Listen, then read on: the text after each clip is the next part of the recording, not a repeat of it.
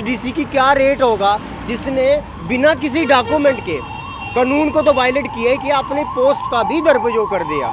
और वो income certificate एक मिलिटेंट के हाथों दिया। चला कि वो इनकम सर्टिफिकेट 1 लाख रुपए की ब्राइब पे दिया गया है और उसके बाद उस एप्लीकेंट ने उस इनकम सर्टिफिकेट पे गवर्नमेंट से 1 करोड़ से ज़्यादा का बेनिफिट ले लिया। मेरे ऊपर ही 107 151 का पर्चा कटाया, मुझे जेल भेजा, जो कि 107 की जेल है ही नहीं है। उसकी मैक्सिमम जो पेनल्टी है 1000 है।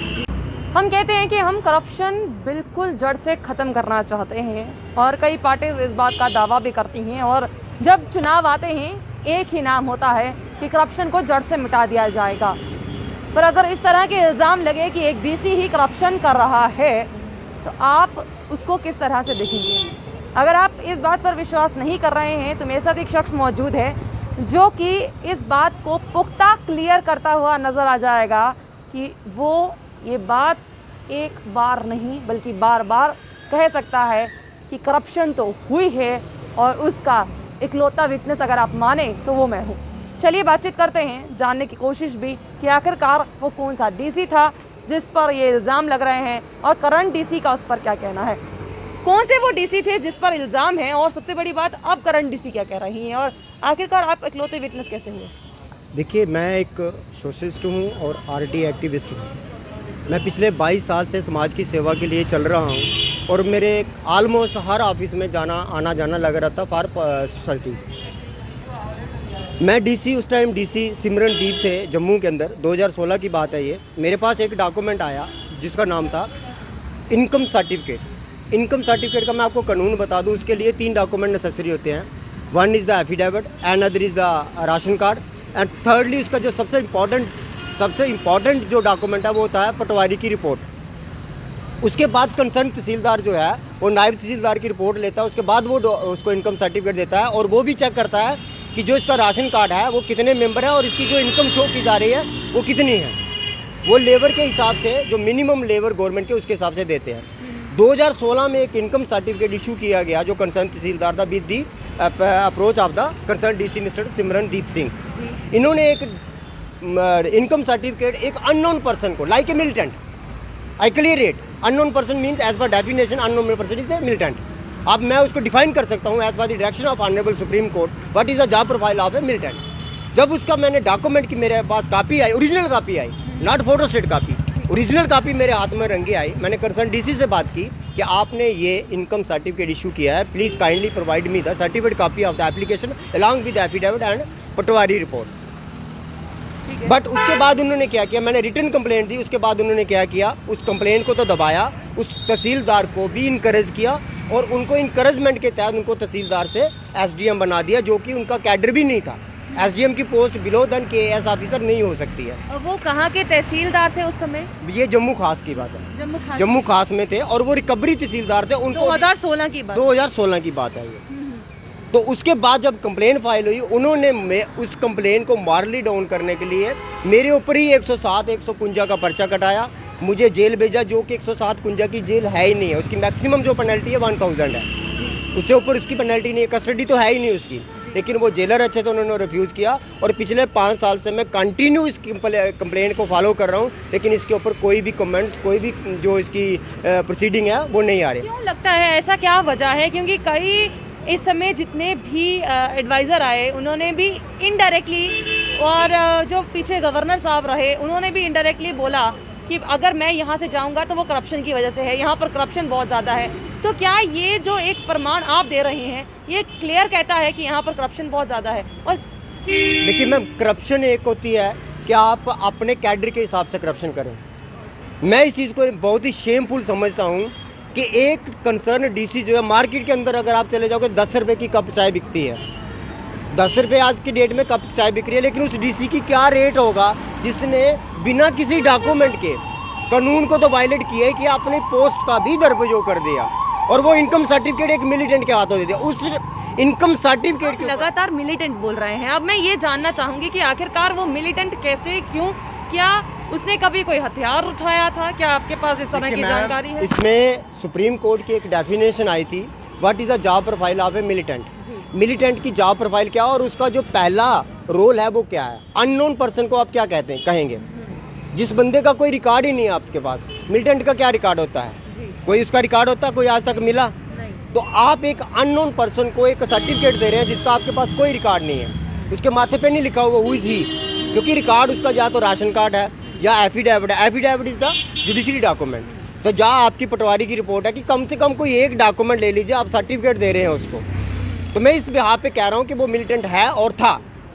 आज उसको ट्रेस आउट करना, जो मेरे पास डॉक्यूमेंट है जो मैंने आपको शो किया है, उसके ऊपर ना तो नाम शो कर रहा हूँ मैं, और ना ही उसके ऊपर कोई डेट नंबर है। अगर मैंने उसको फाइल को ट्रेस आउट करना होगा तो मैं कैसे करूँगा? मेरे पास तो ऑथेंटिक डॉक्यूमेंट वो है कि उसके ऊपर कंसर्न तहसीलदार की स्टैंप लगी हुई है, और स्टैंप जो है वो एग्जीक्यूटिव मजिस्ट्रेट की है, ना कि पियोन की है। तो मैं दावा कर सकता हूँ कि जिसको इनकम सर्टिफिकेट दिया गया है वो एक मिलिटेंट था, और मेरे को ये भी पता चला कि वो इनकम सर्टिफिकेट 1 लाख रुपए की ब्राइब पे दिया गया है, और उसके बाद उस एप्लीकेंट ने उस इनकम सर्टिफिकेट पे गवर्नमेंट से 1 करोड़ से ज़्यादा का बेनिफिट ले लिया। 5,000 का इनकम सर्टिफिकेट है। अब 5,000 का इनकम सर्टिफिकेट मतलब कि वो इतना बीपीएल से भी गया, गुजरा गया, बिलो देन बीपीएल होगा। उसने ब्राइब 1 लाख रुपया कहाँ से लेके आ गया? देखिए मैम, बात तो यही होती है, वो 1 करोड़पति है। अच्छा, वो 1 करोड़पति, वो 1 करोड़पति है, और उसने गवर्नमेंट से बेनिफिट लेना है, लेकिन उसको जो इनकम प्रूफ सर्टिफिकेट देना है वो बिलो देन 5,000 देना है। अब आपने रोशनी एक्ट को भी देखा होगा, करोड़पति जो वो 10-10 रुपए लेके कनाल जमीन ले रहे हैं। तो जो एक करप्ट आदमी होता है, जो एक मनी लॉर्ड पर्सन होता है, उसके पास पैसे की कमी नहीं होती है, उसको एक डॉक्यूमेंट चाहिए होता है, क्योंकि डॉक्यूमेंट एक ऐसी चीज़ है। अगर आप आज स्कॉलरशिप भरने जा रहे हैं, क्योंकि इनकम सर्टिफिकेट की वैल्यू ही 6 महीने की है। आज स्कॉलरशिप की जो कास्ट रखी है वो 1,70,000 रुपया है। तो अगर वो आपका इनकम सर्टिफिकेट 25,000 से ऊपर है पर मंथ, तो आपकी स्कॉलरशिप वहाँ पे बाउंड हो जाएगी। उसने 5,000 इसीलिए कम करे, चाहे वो पैसे उसने क्यों दिए? क्योंकि उसके पास जो राशन कार्ड था, इट में भी पॉसिबल कि वो गवर्नमेंट एम्प्लॉई हो, क्योंकि वो एफिडेविट नहीं दे रहा है, अपना राशन कार्ड नहीं दे रहा है, कोई भी डॉक्यूमेंट नहीं दे रहा है। इट मीन्स क्लियर, या तो वो मिलिटेंट है या गवर्नमेंट एम्प्लॉई है। वो उसका एफिडेविट शो करता है, और मैं दावा करता हूं कि वो मिलिटेंट था और रिश्वत के तहत लिया गया, और कंसर्न डीसी ने उसको दबाने के लिए अपनी पावर का मिसयूज़ किया। और जो आज कंसर्न डीसी है वो उनकी मिसेज है, और वो उनको प्रोटेक्ट कर रहे हैं। वापस आपके पास आऊँगी, पर यहाँ पर एक बात तो ज़रूर है कि भाई 1 करोड़पति है, जिस तरह से कहा जा रहा है, 5,000 के लिए 1 लाख रुपया वो दे रहा है। तो आखिरकार इतना पैसा जब एक इंसान के पास है तो 5,000 का इनकम सर्टिफिकेट क्यों? अब कंसर्न डीसी की बात हुई, कंसर्न डीसी किस तरह से उस डीसी को सपोर्ट कर रहा है, क्या वजह है? क्योंकि आपने एक एप्लीकेशन भी लिखा कि भाई जल्दी से जल्दी बताइए आपने क्या स्टेप लिया है।